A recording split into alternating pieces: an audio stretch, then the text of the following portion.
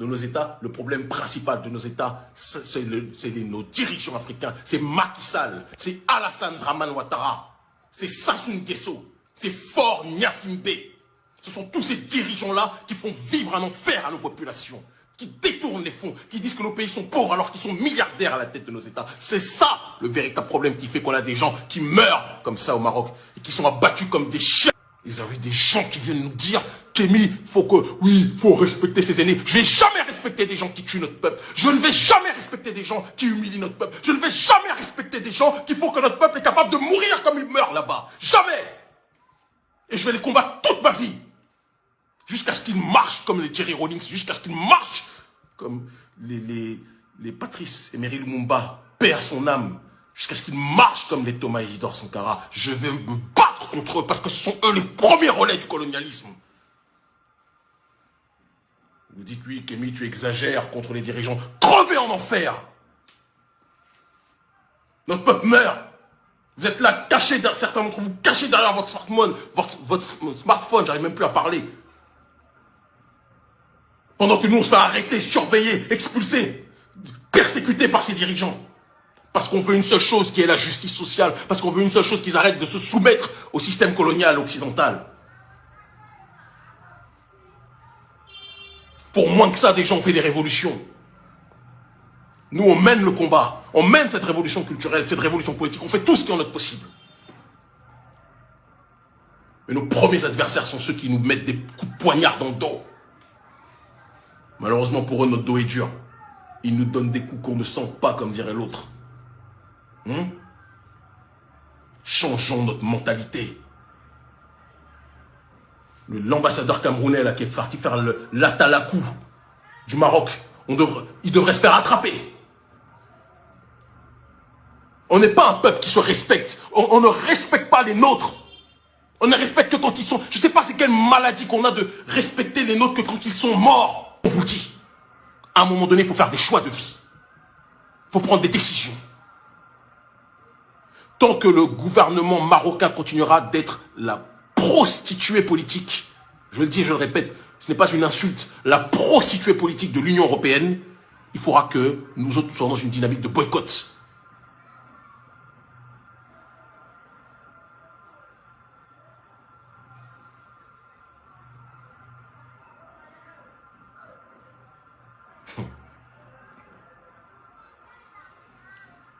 Les autorités marocaines ne peuvent pas venir nous dire qu'elles développent le continent africain, qu'elles sont là pour des projets, etc. et dans le même temps faire le gendarme de l'Union européenne. L'Union européenne, et j'y viens, est l'entité la plus mal placée de l'histoire de l'humanité pour dire aux gens qui a le droit et qui n'a pas le droit de migrer.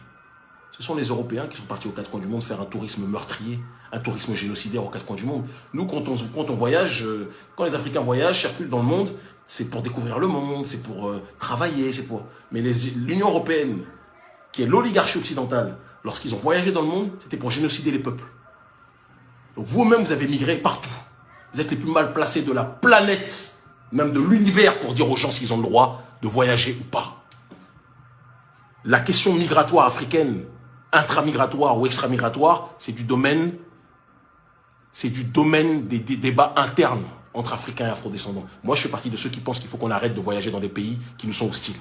Je le pense profondément. Mais ce n'est pas à vous, occidentaux, de dire si les Africains ont le droit de voyager. Vous n'avez aucun droit.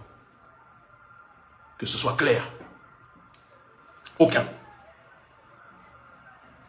Donc moi, je dis que tant que le royaume chérifien continuera de se comporter comme le chien de garde des Européens sur les questions migratoires et autres, il faut appeler au boycott. Boycott de Royal Air Maroc.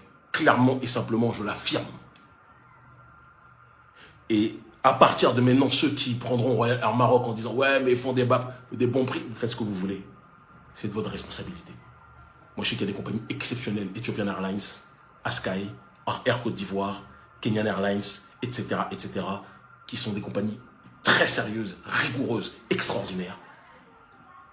Et que souvent, beaucoup de subsahariens boycottent. Parce que la vérité, c'est que quand c'est des compagnies de noirs, certains noirs les boycottent, préfèrent être dans d'autres compagnies en disant que c'est plus sûr. Ça aussi, il faut qu'on en parle. Les autorités marocaines vont comprendre la colère africaine quand on va taper dans leur portefeuille. Et croyez-moi que Royal Air Maroc rapporte beaucoup d'argent au gouvernement marocain. Beaucoup. Donc c'est à chacun de voir. C'est à chacun de voir.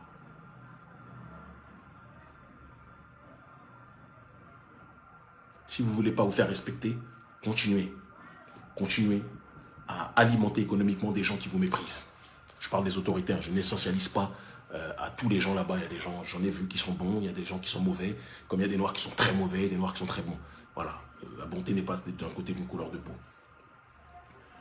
Mais il faut quand même qu'on soit capable de dire que la négrophobie, elle est endémique dans les pays du Maghreb. Il faut aussi qu'on soit capable de le dire en toute simplicité. Qui est fou? Qui va avoir peur de dire ça?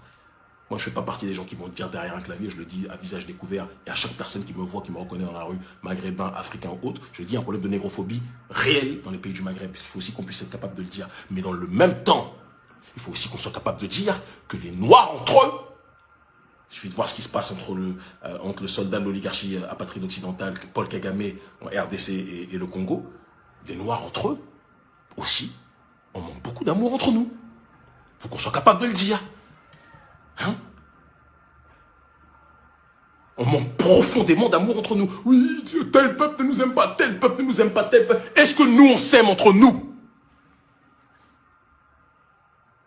Est-ce que nous, on s'aime entre nous?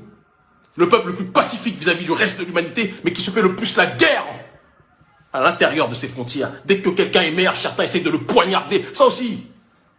Vous pensez que ce qui se passe à l'extérieur n'est pas la manifestation de notre réalité intérieure? On est traités comme des sous-hommes parce que nous-mêmes, on se déshumanise entre nous. On se déteste entre nous.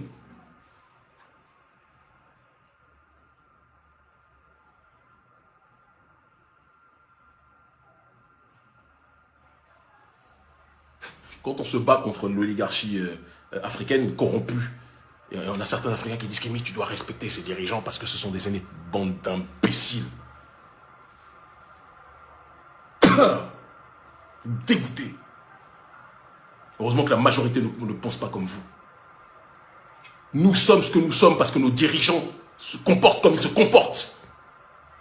Vous pensez que sous Sankara ou Jerry Rawlings, les gens voulaient fuir leur pays?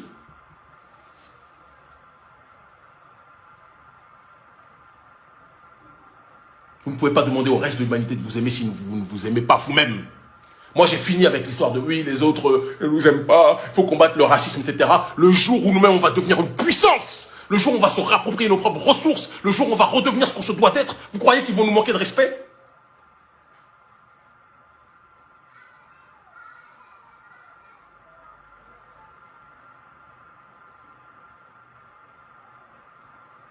On veut demander aux autres de nous aimer, mais à l'intérieur de nos maisons, on est poignardé par nos semblables. Et vous pensez que le reste de l'humanité va nous aimer?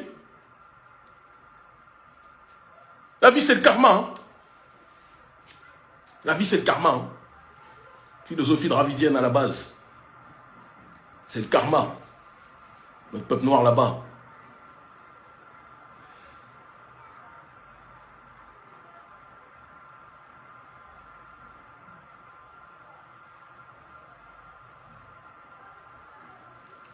Les premiers responsables dans l'ordre, le tiercé, nos dirigeants africains.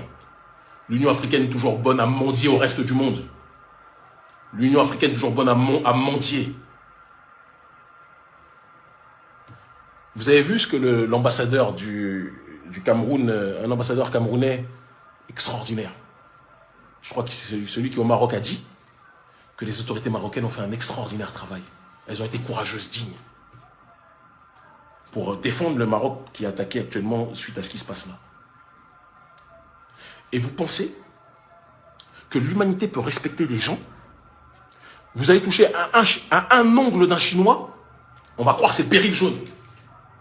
Le gouvernement ne va plus laisser personne respirer. On va toucher à un Israélien, à un Juif, vous allez voir toute la communauté juive qui va s'organiser, qui va être solidaire de partout dans le monde, qui va traquer ceux qui touchent à ses semblables. Vrai ou faux? Mais vous touchez à un Africain,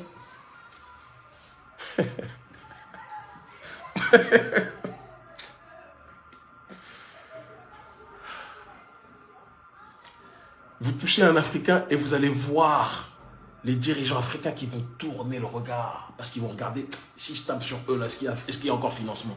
Si je tape sur eux, là, est-ce qu'il y a encore le bac chiche? Parce que moi, là, j'ai un voyage, j'ai un château à acheter, un hôtel particulier. Faut qu'on en parle. Faut qu'on en parle. Vous vous plaignez, on se plaint partout. Oui, les autres ne nous aiment pas. Oui, les autres ne nous aiment pas. Est-ce que nous, on s'aime entre nous? Est-ce qu'on s'aime entre nous?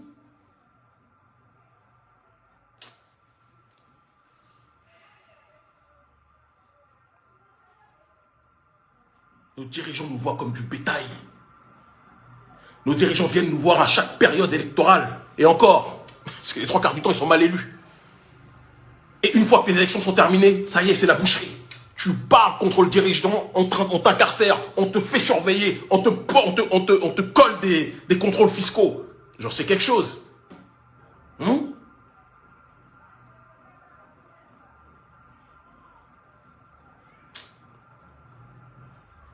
Des dirigeants tortionnaires, pires terroristes du continent, les plus grands terroristes du continent. Vous avez des gens qui viennent nous dire, Kémy, faut respecter ses aînés. Je ne vais jamais respecter des gens qui tuent notre peuple. Je ne vais jamais respecter des gens qui humilient notre peuple. Je ne vais jamais respecter des gens qui font que notre peuple est capable de mourir comme il meurt là-bas. Jamais. Et je vais les combattre toute ma vie. Jusqu'à ce qu'ils marchent comme les Jerry Rawlings, jusqu'à ce qu'ils marchent comme les Patrice Emery Lumumba, paix à son âme. Jusqu'à ce qu'ils marchent comme les Thomas Isidore Sankara. Je vais me battre contre eux parce que ce sont eux les premiers relais du colonialisme. Vous dites, oui, Kémy, tu exagères contre les dirigeants. Crevez en enfer. Notre peuple meurt. Vous êtes là, cachés derrière certains d'entre vous, cachés derrière votre smartphone, j'arrive même plus à parler. Pendant que nous, on se fait arrêter, surveiller, expulser, persécuter par ces dirigeants. Parce qu'on veut une seule chose qui est la justice sociale. Parce qu'on veut une seule chose qu'ils arrêtent de se soumettre au système colonial occidental. Pour moins que ça, des gens ont fait des révolutions. Nous, on mène le combat. On mène cette révolution culturelle, cette révolution politique. On fait tout ce qui est en notre possible. Mais nos premiers adversaires sont ceux qui nous mettent des coups de poignard dans le dos. Malheureusement pour eux, notre dos est dur. Ils nous donnent des coups qu'on ne sent pas, comme dirait l'autre. Changeons notre mentalité. L'ambassadeur camerounais là, qui est parti faire l'atalakou du Maroc, il devrait se faire attraper. On n'est pas un peuple qui se respecte. On ne respecte pas les nôtres. On ne respecte que quand ils sont... Je ne sais pas c'est quelle maladie qu'on a de respecter les nôtres que quand ils sont morts. C'est comme nos leaders. Quand ils sont vivants, on les persécute. Et quand ils sont morts, oh, c'était un grand. À la minute près. Je ne sais pas c'est quelle maladie mentale qu'on a. Des fois, je réfléchis. Je repense à la dernière allocution de Sankara, lorsqu'il dit je me sens incompris par le peuple. Il y a quasiment les larmes aux yeux.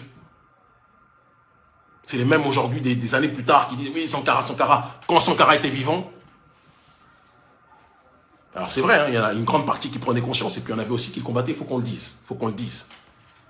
Qui disait que c'était un dictateur insolent et arrogant. Ça me fait penser à quelque chose.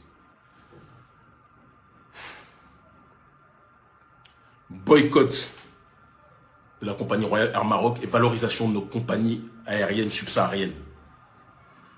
Ethiopian Airlines, c'est une compagnie exceptionnelle.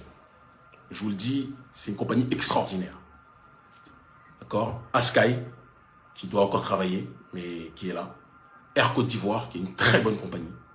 Quel que soit le mépris que j'ai pour Alassane Dramane Ouattara, politiquement parlant, j'entends, Air Côte d'Ivoire est une très très bonne compagnie. D'ailleurs, plusieurs fois de suite, ils m'ont mis gratuitement en first class. Dramane, il ne va pas être content. Parce qu'il n'y a pas que des ouattaristes en Côte d'Ivoire, bien au contraire.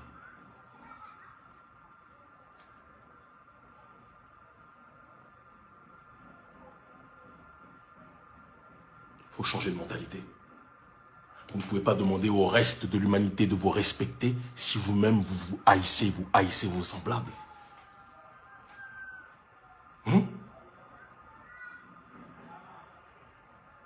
Il faut voir comment on se traite entre nous. Il faut voir la maladie de la jalousie entre nous. Je vis ça tous les jours. Tous les jours.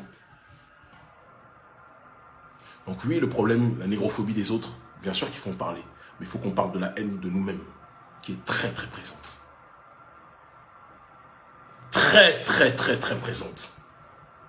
Parce que moi je crois que chaque peuple respecte un peuple quand ce peuple se respecte. Il n'y a pas un endroit où je suis allé dans le monde sans imposer le respect. Voilà la manière dont les Marocains se comportent, les policiers marocains, excusez-moi, les autorités marocaines se comportent avec certains subsahariens, je jure devant Dieu qu'ils ne peuvent pas se comporter comme ça. La dernière fois, ils m'ont interdit ma conférence. Mais personne ne peut venir devant moi me manquer de respect. Ça sera mort pour moi. Soit ça sera la mort, ou ça sera la sienne. Mais vous ne manquez pas de respect. Certains vont dire qu'Emile est orgueilleux. Non, je suis un Africain qui sait qui il est, qui sait d'où il vient, qui sait quelle est sa civilisation, qui sait son rang dans le monde, qui sait le rôle de notre peuple dans le monde. C'est l'Africain que je suis. Et c'est ce qu'on devrait tous être.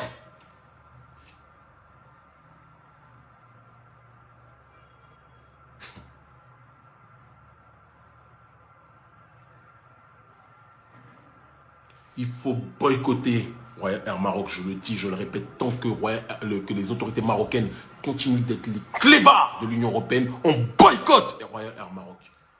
Et si vous n'êtes pas content, prenez. Prenez. Ceux qui veulent prendre, prenez.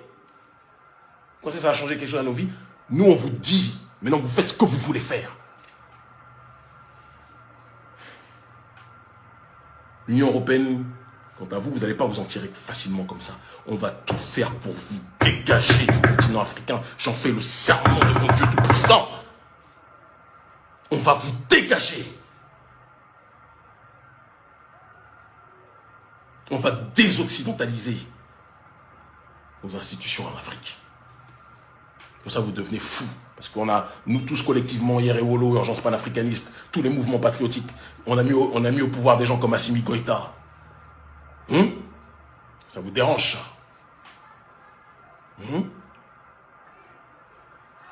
On va répéter ça partout.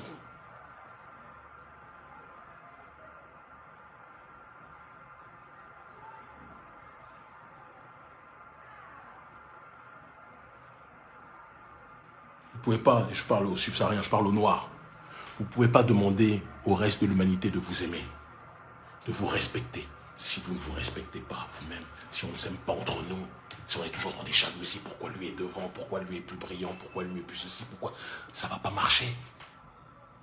Parce que ce qui se passe à l'extérieur de nos êtres, c'est la manifestation de ce qu'il y a à l'intérieur de nous-mêmes. On ne peut pas être persécuté par le reste de l'humanité sans qu'il y ait quelque chose qu'on doit chercher chez nous. Je vous le dis sincèrement. Il y a quelque chose qu'on doit changer chez nous.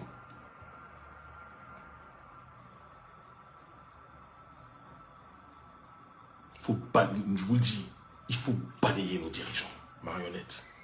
Ceux qui veulent se soumettre à l'Occident, ceux qui veulent se soumettre aux intérêts de l'oligarchie occidentale, il faut les balayer. C'est ce que nous faisons. Et puis il y a des gens qui disent qu'Emile, tu es irrévérencieux devant les dirigeants africains. Crevez!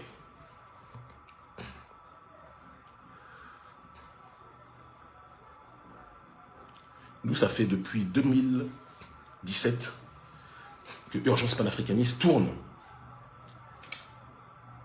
Que ce soit au Sénégal, que ce soit en Côte d'Ivoire, que ce soit au Mali, pour sensibiliser les populations, pour leur dire de rester sur place, qu'il n'y a rien, le paradis n'est pas là-bas. On passe notre temps. On passe notre temps. Demandez au coordinateur Urgence panafricaniste Côte d'Ivoire, Aka, à qui je passe la paix. Demandez au général, le coordinateur de l'ONG Urgence panafricaniste Mali, Bassaro, à qui je passe la paix. Demandez au coordinateur Radim, et avant la princesse d'Urgence panafricaniste, Ndeye Nogaï Babelso, qui reviendra dès qu'elle en aura la possibilité. Pas facile d'être maman, elle est dans un combat qui est multiple et varié. Et demandez au frère Radim ou à la sœur Ndeye, c'est des campagnes qu'on mène depuis des années. Restez sur place. Restez sur place.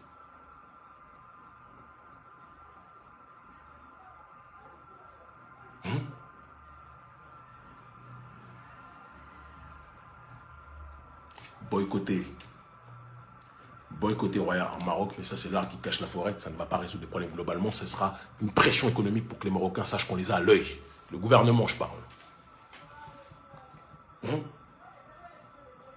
Et chassons, je le dis et je le répète, il faut balayer nos dirigeants africains qui sont soumis aux intérêts français. À un moment donné, ça ne peut plus durer.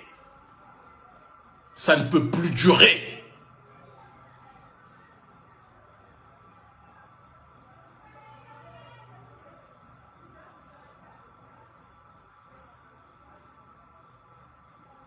On a les dirigeants qu'on mérite. Chaque peuple a les dirigeants qu'il mérite. Méditez dessus. Chaque peuple a les dirigeants qu'il mérite. Vous voulez d'autres dirigeants, il faut se bouger, il faut risquer sa vie, il faut risquer ses libertés pour que ça change. C'est comme ça.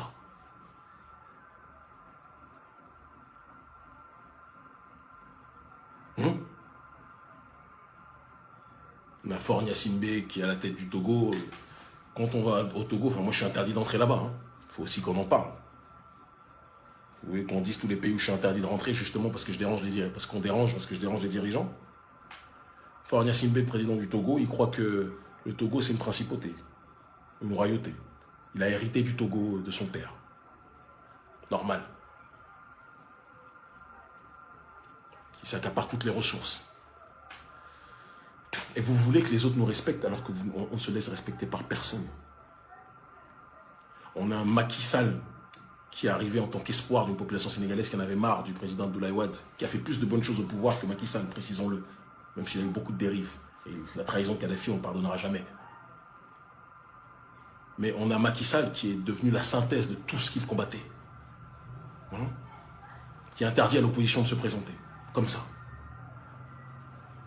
Qui fait venir toutes les entreprises françaises avec les accords de partenariat économique, les APE, comme ça. Qui vous fait croire qu'il développe le pays parce que vous avez des entreprises qui ressemblent à la France et donc vous vous dites « Ah, on est développé ». Et si je commence à parler, même le téléphone, il va arrêter de tourner. Pendant combien de temps vous allez tolérer ce genre de choses-là? Combien de temps?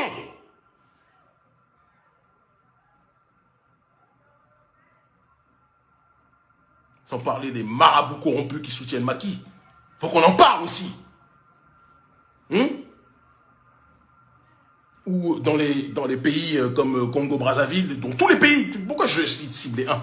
Tous les pays d'Afrique francophone, les meurtriers, les persécuteurs présidentiels de nos peuples sont soutenus par les chefs traditionnels. Pourquoi on ne le dit pas? Tout le monde sait ma dévotion maladive aux chefs traditionnels. Ceux qui me connaissent savent les relations que j'ai avec beaucoup de chefs traditionnels. Il y en a qui soutiennent la vraie justice, mais il y en a d'autres qui ont des grands pouvoirs, qui soutiennent malheureusement les tueurs de nos peuples. Eux aussi, il faut qu'ils se responsabilisent. On ne peut pas soutenir des gens. Quand j'ai vu une collection de chefs traditionnels qui ont soutenu Alassane Dramane Ouattara en Côte d'Ivoire,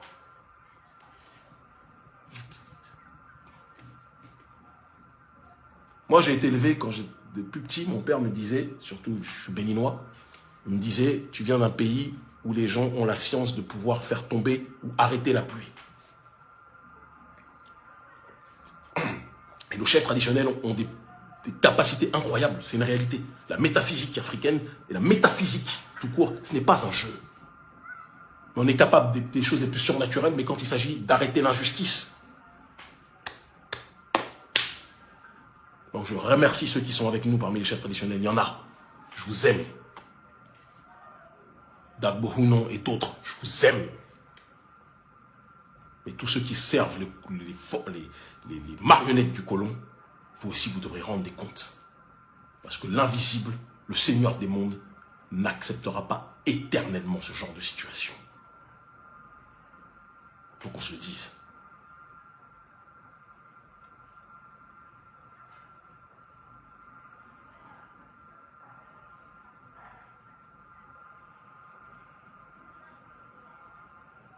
L'argent. Il suffit qu'on donne un billet à quelqu'un, il est capable de vous détruire. Il faut essayer.